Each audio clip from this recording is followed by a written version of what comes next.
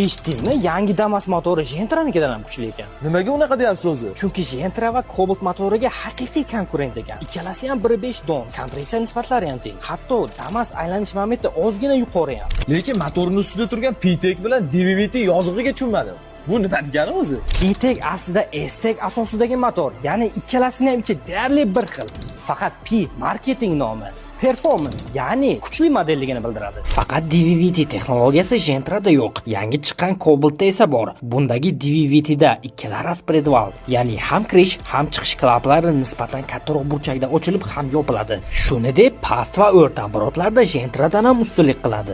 Ya'ni past oborot kuchli moment, o'rta oborot tejamkor, katta oborot esa yuqori o't kuchini bildiradi. Demoqchisizki, havo kirish klapini qancha erta ochilsa, chiqish klapini shuncha kech yopiladi.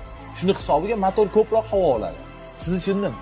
Lekin salonda 7 ta odam bilan mashinani vazni ancha oshadi. Motor kuchli, katta tezlanishda kelib tormoz bosganingizda oporniy disklar qizib, kalotka sasishni boshlaydi. Bunga yechim qilib, hozirda trendda bo'layotgan 4Green Koreya texnologiyasida ishlab chiqarilayotgan 4Green kalotkasi eng ishonchli tanlov hisoblanadi. Chiyillamaydigan ham keramik baquvvat kalotka. Umuman tormoz changidan ham qiynalmaydi.